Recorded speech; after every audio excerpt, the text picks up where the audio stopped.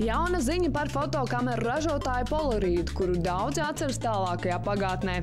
Uzņēmums ir sarosījies un pirms neilga laika laidis klajā bērniem radītu planšetdatoru, un tagad tas izlaidis digitālo kompaktkameru Polaroid IM1836, kura funkcionē Android operētāju sistēmā līdzīgi kā Samsung ražotā Galaxy kamera. Polaroid IM1836 kompaktkamerai ir 18,1 megapikselu sensors un 3,5 cols liels displejs.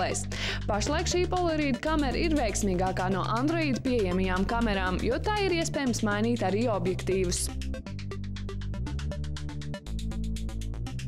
Riga Brain ir Latvijas uzņēmums, kas dibināts 2008. gadā. Tā mērķis ir popularizēt un izmantot inovatīvas metodas smadzeņu darbības uzlabošanai, atbalstīt jaunus risinājumus un sniegt iespējas tās izmantot ikvienam.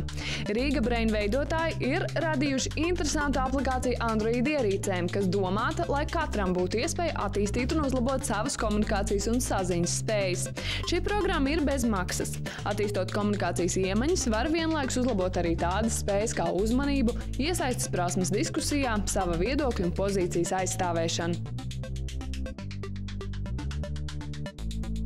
Vai atceraties laikus, kad USB flash atmiņas lielums bija pāris megabaitu? Laiki ir mainījušies, un USB flash atmiņu ražotājs Kingston prezentē pasaulē pirmo USB flash atmiņu, kuras lielums ir 1 terabaits. Šīs USB flash atmiņas kartes ierakstīšanās ātrums ir 240 megabaiti un 160 megabaiti sekundē.